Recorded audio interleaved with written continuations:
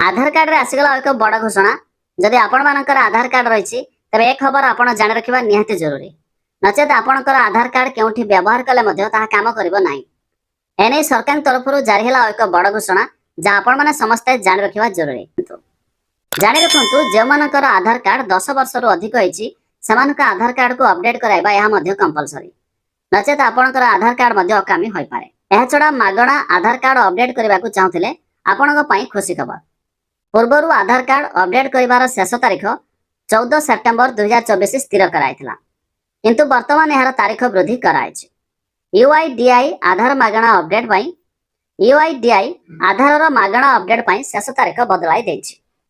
आधार रो मागणा update पई शेष तारीख 14 सेप्टेम्बर रु 14 डिसेम्बर 2024 को वृद्धि कराइछि तबे आपण माने जदि आपणक आधार रो नाम ठिकाना किबा जन्म तारीख परे सूचना अपडेट करबा को लोकंको पुणी 3 मास समय मिले या परे आधार अपडेट करने को देय देवाक पड़े पारे तबे जानि रखंतु जदि आपणकर आधार कार्ड 10 वर्ष पुराणा हो गलानी तबे एथिपई आपणको आधार अपडेट करने को पड़े थाए जाहाकू करिया पई हेले मध्य मागणा जाकी डिसेंबर 14 2024 पर्यंत तारीख रही या परे कले आधार अपडेट तबे आपणको मध्य एथिपई देय देवाक पड़िबो